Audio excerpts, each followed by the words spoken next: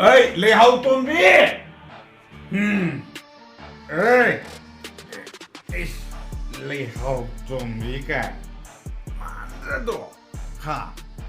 Mình chỉ cần tăng tạp ra đi bịch tắc chỉnh tạc. Chá gì bùi lấy hậu đồ nè cả. Chắc cả phá râm đâu man rồi. Shakti. Khoai sai.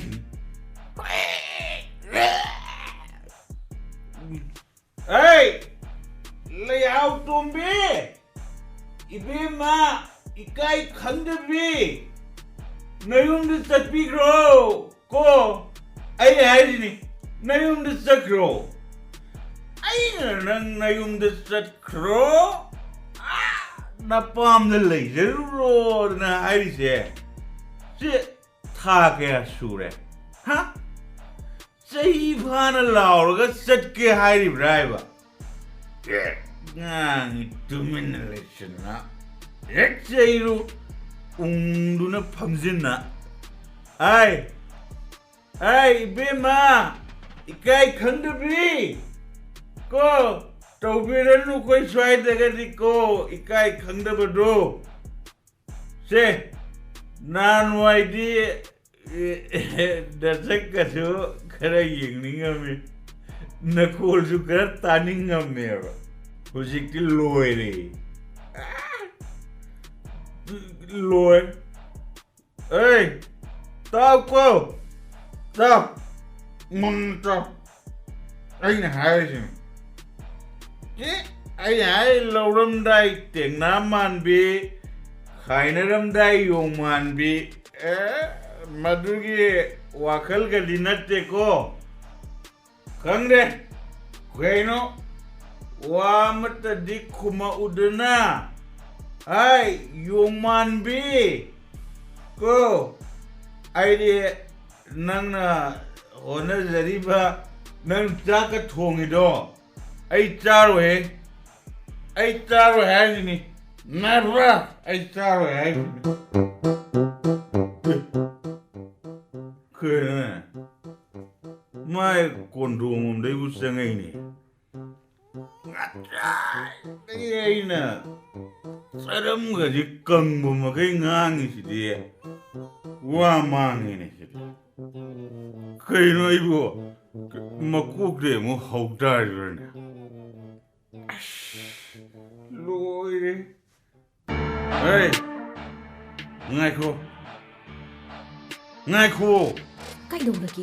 Ai Nayumda Chatkhro nang napam da handron hai gì si phagi man bro ha nang da na nang bo mai tai lon ga khang ra bro kaw khra brai ba ai ngang se khang ra ga chu ai ingit taw sin chalo leng bi gro hey changi nu nga ko changi nu ba imung daga chang ba yaro yi walo shin na kisi ko walo shin na ki ha ngau shin na kai ha sak loi ra bani kai ge injang da ngai le thong doi se sak am ta lo shalu ki ge idea nang na thu mo sak tu sarui ho sak hen bai bungo na cha bidre su ne ai ga ngang ga di ne sa da ba yaro ye no sak ta ga tai na nu ko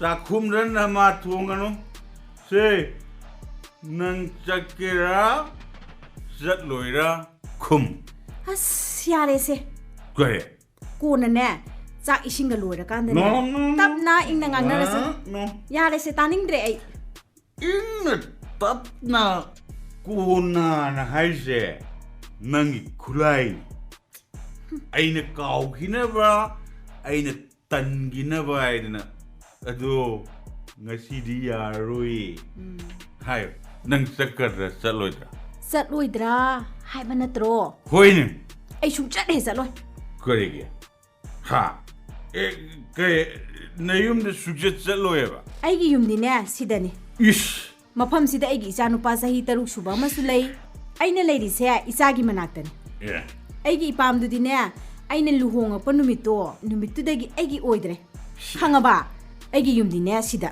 Ish. Sidani. Wah. Yamali. Yamali. Sing mani ne. Aina hojik. Aigi lichay zilog thorga.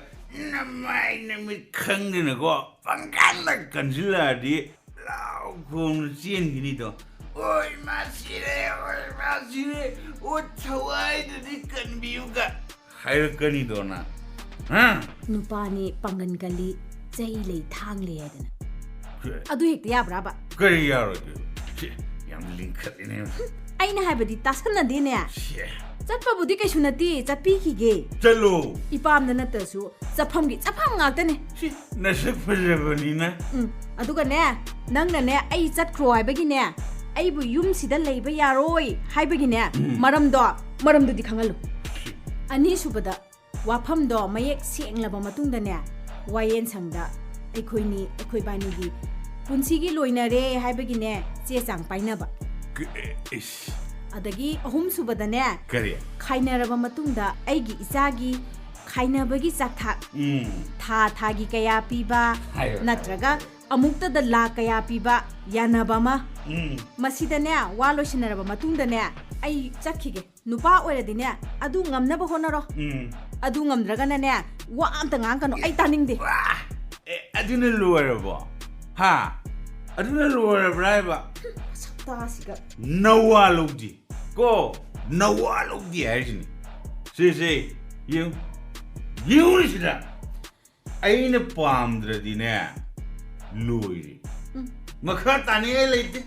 Nang Chatkhraga aigi inkhonji yoni. Khara haitaraga lam khara chawwa ma laini yum macha masani nong chotabi gari ma laini masida nang sun yelisi kai ha inkhon yom bado yonjo yoni na cha nupa gi khaibo ama kha o kai khaibo ama do adu yonjo shi nangi wakhal do korphu yolaga ne tumba le pe haiduni nangi egi phibam sida Karigi karno second aman ba ma pawbane phamal labani hey yar kar lady su yare inkhon yun su yare nang the Chatkhro Nayumda nang na pam the Chatpiro ain kanun khang bara ko ariamadan na try to mangani hey go na try picture chat lao sing thura ha chat lao sing thura siram dai di ariambada ain kanun ngangjeru re khalakani ne ningamdana thawai du lan ne ba ha haima ke su kan lao ji ma ra ta shin na de na sang ki ne hey sidai di ko nang sum tashin nadre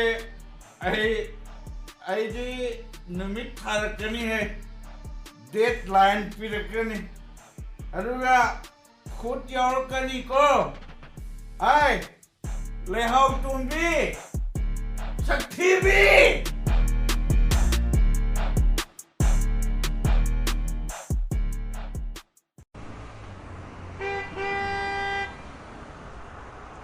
haima ibema kari amu makha tanarage asma makha ta bai babu chalo sidane haima phajana haiba yadridi ne khut yawrakani su hai hera mana khut hekta yawba yapot na te da nangbo kanana khangni yu ngauraga maching bason su leiba mi ne mi ai talle yamna nangnadi yumda laaga leiraba haiba matamdudadi nangna mana maroire haidana chatkribani do nabunga thabak tinaba masak khangba napana makhoigi ahallaman singa wadu sulosinare lohongbagi numit phawba lepnaraba natro adugadi nangna kari mata hek khanthadana yungawba nupaduda is mana khara kap lawbaduda nangnaga sonthadanaga tawkhriba natro hey napadine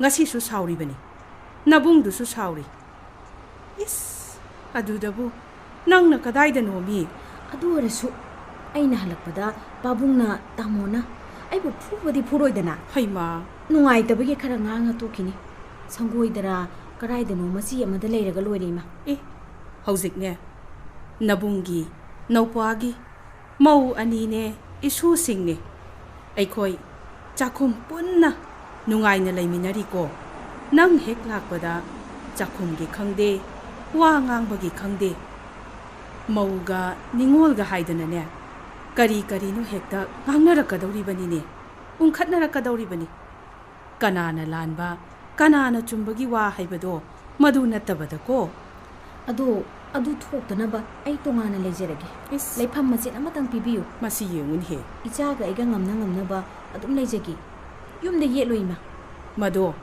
ꯍꯥꯏꯕꯒꯤ ꯋꯥꯅꯤ ꯍꯦꯛꯇ ꯌꯥꯔꯣꯏ ꯊꯕꯛ ꯍꯥꯏꯕꯁꯦ ꯊꯣꯛꯑꯕ ꯀꯥꯟꯗ ꯃꯥꯌꯣꯟ ꯑꯃꯗ ꯍꯦꯛꯇ ꯂꯥꯛꯀꯗꯧꯔꯤꯕꯅꯤꯅꯦ ꯅꯪꯕꯣ ꯈ꯭ꯋꯥꯏꯗꯒꯤ ꯃꯔꯨ ꯑꯣꯏꯔꯤꯕꯗꯤ ꯃꯥꯅ ꯅꯪꯕꯨ ꯆꯠꯂꯣ ꯍꯥꯏꯔꯤꯕꯗꯣ ꯃꯗꯨꯒꯤ ꯃꯔꯝꯗꯨ ꯀꯔꯤꯒꯤꯅꯣ ꯃꯥ ꯅꯨꯄꯤ ꯀꯣꯏꯕ꯭ꯔꯥ ꯅꯪꯅ 마기 셀가 로실러브라 하이바 나트라가나 낭부 람잣 나이데 하이리브로 아스 두부디 아마타 나떼 망원다 아이네수 항이네 까리 하이리바두나 아이부 잣로 하리시기 마람 세ꯡ나 하유 자키게나 마람 세ꯡ나 하유 야데 유 ngau라가 마리 마콩 삭나다방 학드니 마나 ngangi 와싱세 아도 아마디레 까리노 레이리바보 오 인콘 마젯 아마 요라가네 कार सेकेंड अमा लेनी इमाई पेमा हो अदु यादबगी होइने सेलसु थोक्तबा छकचु थोक्तबा माना इस कार तोंगागा कदाइदबु चटकदौरिबा अदुगा नेमा ए युमदा लेबि आम किसलेदा करिगी अखोय अदाइदेगिनेबा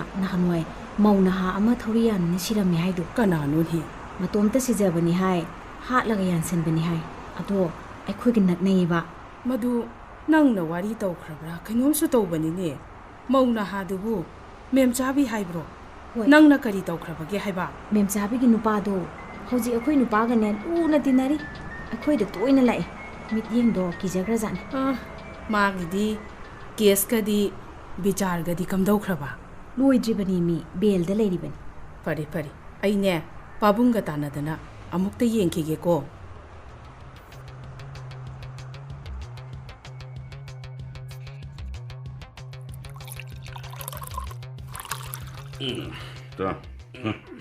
Special.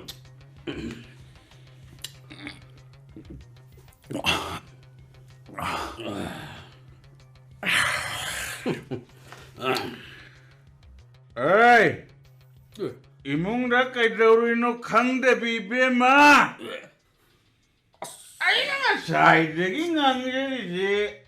Tapi drabo. Ito. Ay, leihau tumbi. यारे मिसो तानिंग रे है ए तानिंग रे है बा तानिंग देवसे इताव नंग नत इमुंग द लोली बे मसुलई है बेटाव खंगे मिसो ओ अखोय स्वाइ दे बुले हाउ तुम भी कया लई गए हा नाडुबु कोक त पांबिद्रबो ओ आई लाउजरी जे ताबी ब्रो तारजी नयुमदा चटखरो नयुमदा चटखरो तो उलेन काय मिंगसे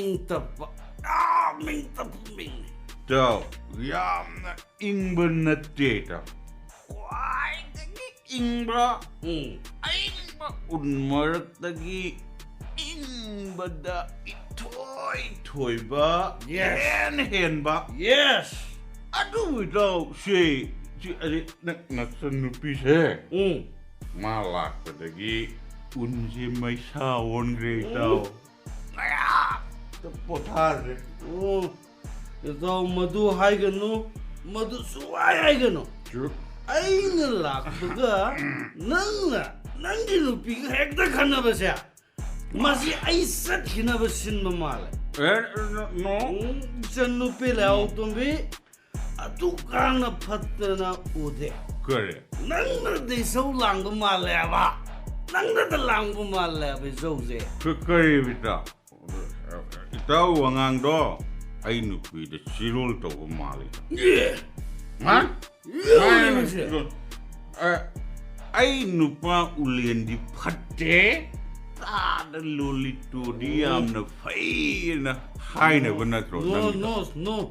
we tong ta To na puphat ba tong noi me. adu di hen Na puphat ba adu wa kanu kanana khanage. nangil na to na hai ni na Kari ta ai ke to.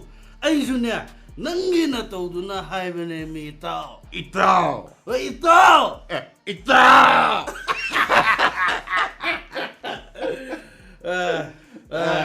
Ito, se ai au matamdadi ne.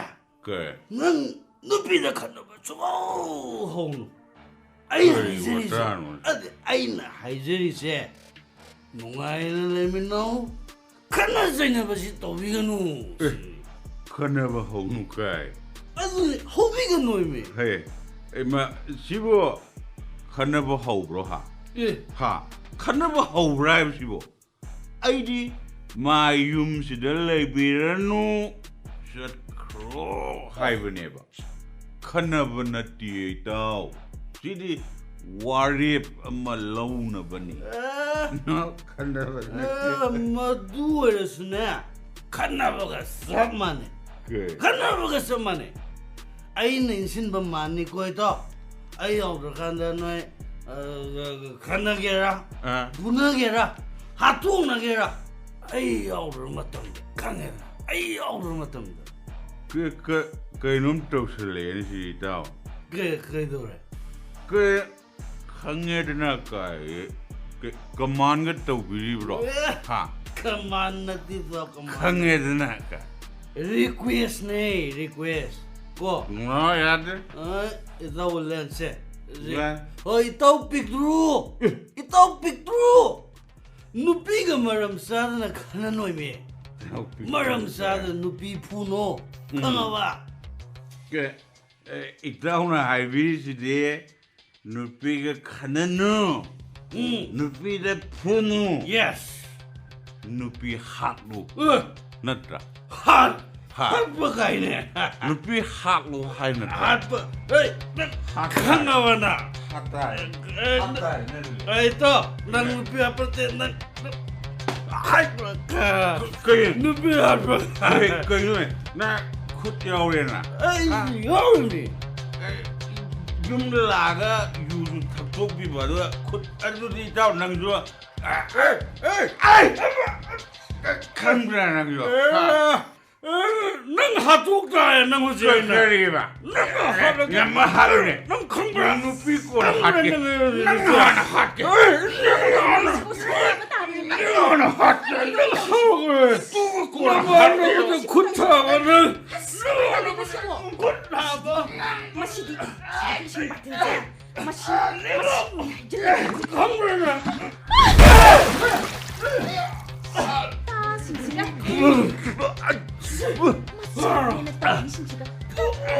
Baby city. Polo baby. Hey! Asu! Lahal kumbia! Imong sengro, tuong mo sengro madene. Ito ule. Nang nupigi kaida se kaino. Ha! Nang nupigi kaida se kaino. Sumna tada ay khana binu. Ay mai kitta do ju yeng waraga loire. Isinga ay sulak podo de as. Hui isinga wa hodung sina da hajanga damina. ke Moi mirol khande. Zao. Ay nupina isinga hijela hijiri faram. Faram ne se. Hui signa bada waku da kanthara yawrim. Haudum signa bada nungdum jektum na thab yaweba. Akhoi ni hijiri faram. Ai je irujadaba ngasi manga taruk ni bu sure. Faram lukpe. Nang khange nang. Sekte seksyon laga na. Nupigi misang sanggi bu nupane nang.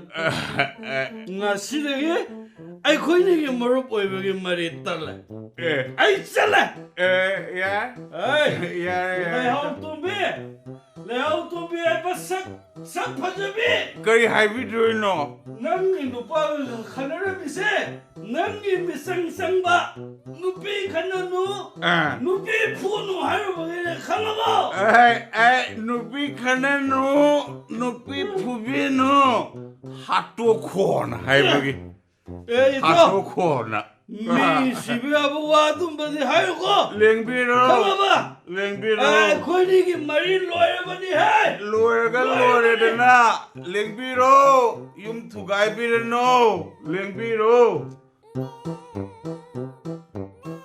shit yujo laga tatai thaktok piba aduga mari loire ka yare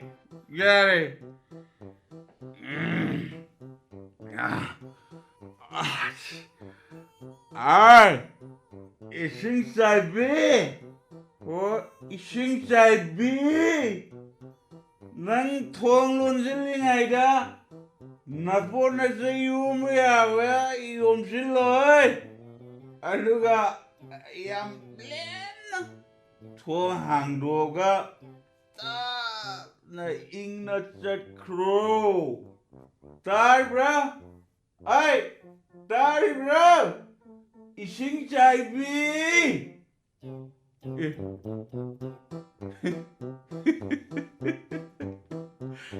ising sabi fanabu phajari sidi mingbo yani ne hey ising sabi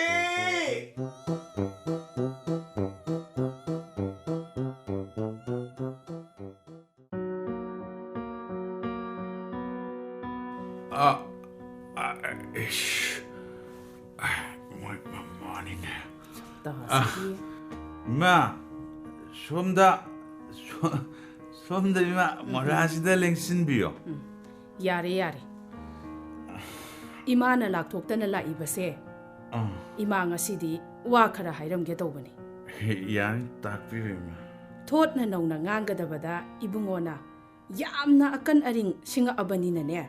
Aishu khara akan aring singaga hairamage ne ko ngasidi. Ya ni ma. Ibungona ne. Aigi ichanupi laihau tombi se. Kana leite matu sonbini kaina di khangano ibungo. Magi na mapa aigi na nupa se. College lecturer oirami. Haujik chahi humputar adani shuri base. Masa kingi sanga panga leiba mini. Ibungona tha amada magi ne tha amagi pension se mashi yongna tan banate. Hoi chumbani ma. Adugani ibungo. Takpi ma. Mabung ahal IRB gi jamandar ni. Mabung yaimana sanga leiba engineer ni. Maupa dusu boxing gi coach ni ko. Adugani ibungo. Laihau tombi gi manau nupi gi nupa dusu ne. Commando gi driver ni ko. Hoi. Mayam se aina wa amatang haibada mitna khatpada loina yarabani. Ngasi phawbada makhoina yum masida laktadana tumin lainabadine nangna ma chenkhibado makhoina madu yaningden he. Hoi ma. Hoi nangna ma pamdre maram lairongani khainau yai tawbatabu wayen sangi chega nang nasana ma aikhoi gi yumda thilo nang na ma aikhoi dagi puraga chen khibani natro ai chatlage Ma ima ngai khugo cha loire cha thakhu Cha ima cha tha aroi hey adugane haibi ma. ai na si hairam mi haidana ichada amuk karigumba ot nairaba madugi mahai nang pharoi ko nang Madugi sarupudine yu thakpado madu to naram chatta chumo madugi makha tabadi aikhoina nangbu soidana sembigani ai chatle ko Ima ai ha lei ja hore